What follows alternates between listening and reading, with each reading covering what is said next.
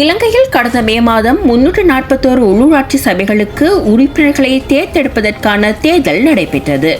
தேர்தலுக்கு முன்னரான பிரசார நடவடிக்கைகளின் போது வீடு வீடாக சென்று மக்களை சந்தித்து வாக்குறுதிகளை அள்ளி வீசிய வேட்பாளர்கள் தேர்தல் வெற்றியின் பின்னர் தங்களுடைய வாக்குறுதிகளை நிறைவேற்றினார்களா என்பது கேள்விக்குரியே. வெள்ளவத்தை பாமன்கடை தேர்தல் தொகுதியில் போட்டியிட்டு வெற்றி பெற்றவர்தான் சண்குகவரதன். இப்பிரதேசத்தில் இருக்கும் மக்களின் பிரச்சனைகளை இவர் எவ்வாறு தீர்க்கப் போகிறார்? தினமும் நூற்றுக்கணக்கானோர் வந்து செல்லும் வெள்ளவத்தை மனிங் சந்தை கட்டட தொகுதி பல்வேறு சிக்கல்களுக்கு மத்தியிலேயே காணப்படுகிறது. இது குறித்து இவரது கருத்து என்ன? இப்பொழுது அந்த மார்க்கெட், அதாவது வெள்ளவத்தை சந்தை, உண்மையிலேயே அதற்கு மேலே நூலகம் இருக்கிறது, அதற்கு மேலே மிகவும் பிரமாண்டமான வாகன தரிப்பிடம் இருக்கின்றது. இவை அனைத்தும் மக்களின் பாவனைக்காக நாங்கள் அதை பாவிக்க முடியாத ஒரு சூழ்நிலைக்கு மக்கள் தள்ளப்பட்டிருக்கின்றார்கள்.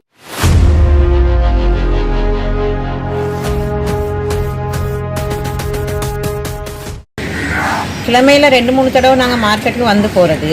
அது நேரம் வந்து போகிற நேரம் எங்களுக்கு ரொம்ப கஷ்டமாக இருக்குது. மார்க்கெட்டில் சாமான் வாங்குறதுக்கும் கஷ்டமாக இருக்குது, சுத்தம் குறைவாக விளங்குது. மற்றது எங்களோட பிள்ளைங்களை லைப்ரரியில் விடலான்னு பார்த்தா லிஸ்ட்டில் போக முடியாத ஒரே துருமணம் அடிக்குது. அது இதெல்லாம் பார்த்து கொஞ்சம் எங்களுக்கு செய்து தந்தால் அது ஒரு உதவியாக இருக்கும்.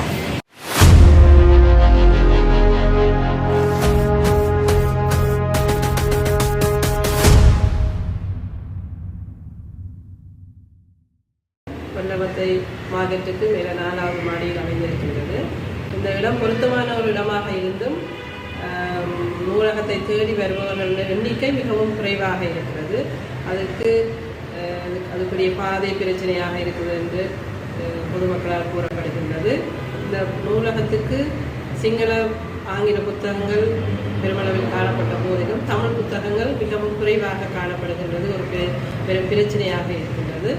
அதற்கான புத்தகங்களை ஆர்வலர்கள் அல்லது பொதுமக்கள் நமது நூலகத்துக்கு அன்பளிப்பு செய்து இந்த நூலகத்தை இன்னும் விருத்தி செய்யலாம் என நூலகராகிய நான் எதிர்பார்க்கிறேன். உண்மையிலேயே ஒரு மகிழ்ச்சியான விடயம், அந்த வெள்ளவத்தை மார்க்கெட்டை, அந்த சந்தையை நவீனமயமாக மாற்றி அமைப்பதற்காக வருகின்ற 2026ஆம் ஆண்டு கொழும்பு மாநகர சபையின் வரவு செலவு திட்டத்திலே 75 மில்லியன் தொடக்கம் 85 மில்லியன் ரூபாய் அதற்கு ஒதுக்குவதற்காக எங்களது நகரபிதா அவர்களுக்கும் எங்களது நகர கமிஷனர் அவர்களுக்கும் நாங்கள் அதை முன்கொண்டு செல்கின்றோம். அது நிச்சயமாக அடுத்த வருடம் அந்த நிதி ஒதுக்கப்பட்டு அந்த வெள்ளவத்தை சந்தை பொதுவாக ஒரு அழகான வெள்ளவத்தை, அதாவது கொழும்பு மேற்கிலே இருக்கிற மக்கள் முழுவதற்கும் பாவிக்கக்கூடிய ஒரு நவீன சந்தையாக அதை கட்டியெழுப்புவதுதான் முதல் அடுத்த கட்டம். வெள்ளவத்தை தொடர்மாடி குடியிருப்புகளில் வசிப்போர் பலரும் இன்னமும் கூட தங்களுடைய வீட்டுக்கான உறுதிப்பத்திரம் கிடைக்காமலேயே வாழ்ந்து வருகிறார்கள்.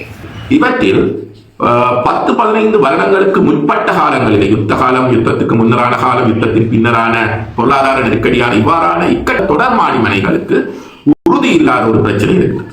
இந்த உறுதி இல்லாத பிரச்சனையை நான் மாகாண சபையில இருக்கும் பொழுது 2014-15 என்று நினைக்கிறேன். இதை நாங்கள் நகர அபிவிருத்தி சபை, அதாவது ஜூடிஏ மற்றும் கண்டமோனியம் யூனிட் வீடமை பரிகார சபையில் இருக்கிற கண்டமோனியம் யூனிட் ஆகியவற்றுக்கு நாங்கள் இதை அறிவி கொடுக்கிறோம். ஆனால் எந்த விதமான முன்னேற்றமும் அந்த நேரத்தில் நடக்கவில்லை. சில எங்களது கடுமையான முயற்சியினால் சில 1-2 தொடர் மாடி மனைகளுக்கு உறுதிகள் எடுத்துக் கொடுக்கக்கூடிய வாய்ப்பு நமக்கு கிடைத்தது. எனவே இந்த காலகட்டத்திலே சாத்தியப்பாடான விடயங்களை ஆராய்ந்து அந்த தொடர் மாடி மனைகளுக்கான உறுதியை வழங்குவது தொடர்பான கலந்துரையாடல்கள் இப்பொழுது ஆரம்பிக்கப்பட்டு அது முன்னெடுக்கப்பட்டிருக்கின்றது என்ற மகிழ்ச்சியான செய்தியை உங்களுக்கு இந்த நான் கூறிக்கொள்ள. மக்களால் தேர்ந்தெடுக்கப்படும் மக்கள் பிரதிநிதிகள் மக்களின் பிரச்சனைகளை உரிய முறையில் தீர்த்தால்தான் மக்கள் மனங்களில் அவர்கள் நிலையான இடத்தை பெற முடியும்.